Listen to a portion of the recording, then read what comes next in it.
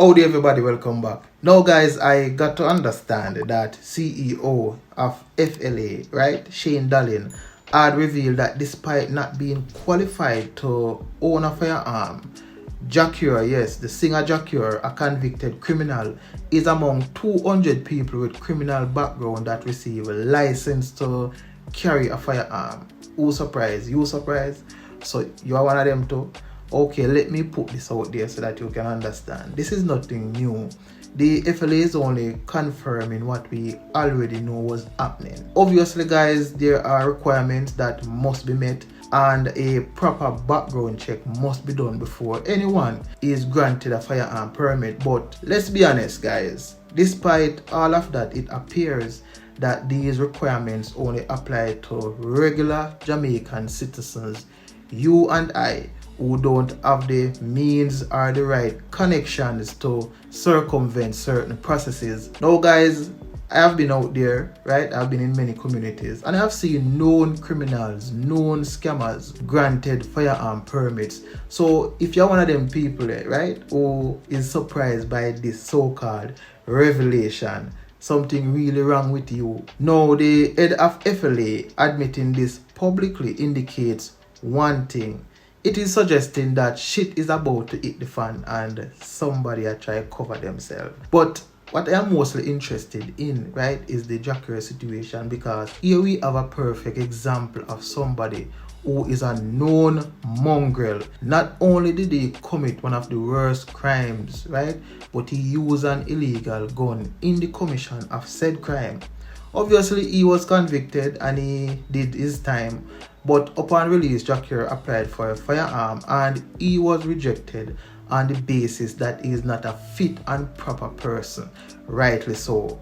But here is the interesting part. The FLA board reversed that decision that was made by a previous board and granted Jacure a gun license despite him being deemed not fit and proper, and without him going through the proper channel to appeal the decision that was made before. This is interesting. Now, one board recognized that he was not fit and proper to carry a firearm, but for some strange reason, right, the other board that took over after them didn't think that was the case. So even though it is public knowledge that Jacure is a convict, this particular board didn't seem to care much about that aspect of his background. This is a confirmation that whether you have a shady background or not, there are means and ways for you to go about circumventing the process, and ways and means to buy your way around and buy whatever you want. Now guys, the next thing that I found equally interesting and disturbing at the same time is the fact that some of these people with shady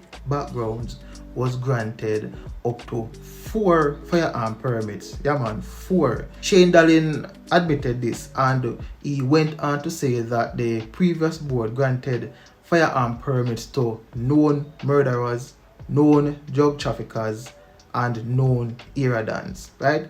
Confirming what most of us already was speculating. But guys, it is one thing to speculate and it is a different kettle of fish when you get confirmation from the chief himself. So what we know so far is that 200 plus known shady people was issued with gun permits, no question asked, while we have thousands of law-abiding Jamaicans, including police officers and soldiers, finding it very difficult to get a permit. So what you find happening is that they are applying to the FLA and having their applications rejected on the basis them not fit and proper, or the FLA not see the reason for them to be armed. So the logical question here is, what was the reason, right, to arm 200 plus known criminals? This is like you choosing Barnabas, rejecting applications from serving members of the JCF and JDF, but granting said permits to Jacure and known dons and drug kingpins. Now guys, looking at all the available information and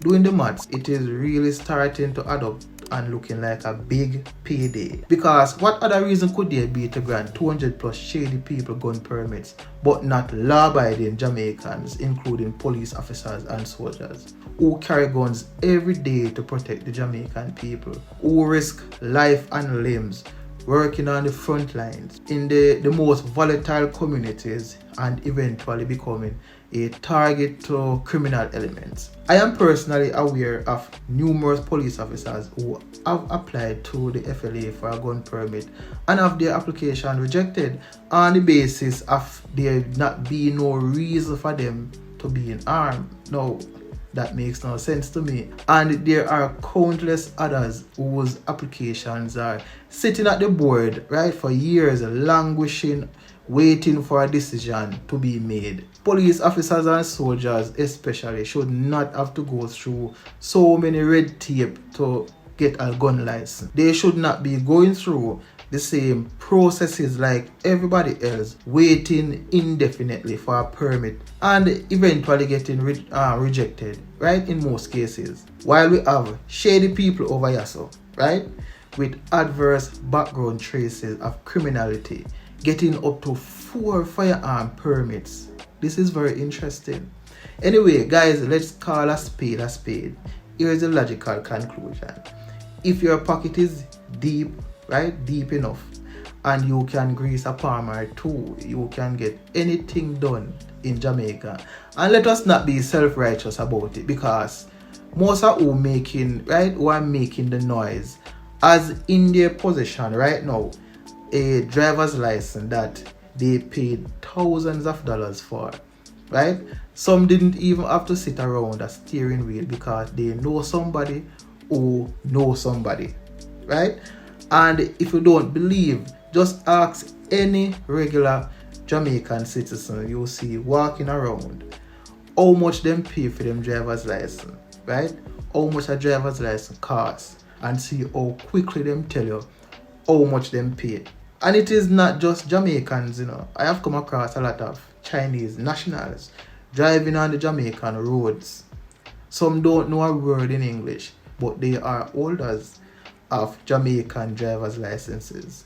This is not just an FLA thing, but what you find is that people are okay with it as long as it is beneficial to them. But it's the moment that they are not in a position to grease a palm or two, or link somebody who knows somebody who can do a thing for them, then that is when this becomes a problem and they start sounding like empty barrels. Guys, corruption are corruption no matter how you look upon it, right? So you must burn it out at all angles, whether it's beneficial to you or not. But anyway, let's see how this one plays out, because so far the only explanation to the Jamaican people is 2 people pointing fingers at each other saying, I know me, are you, right? But let's hear your thought on the whole situation. And always, guys, thanks for watching. Catch you in the next one. Stay safe. Bless upon yourself.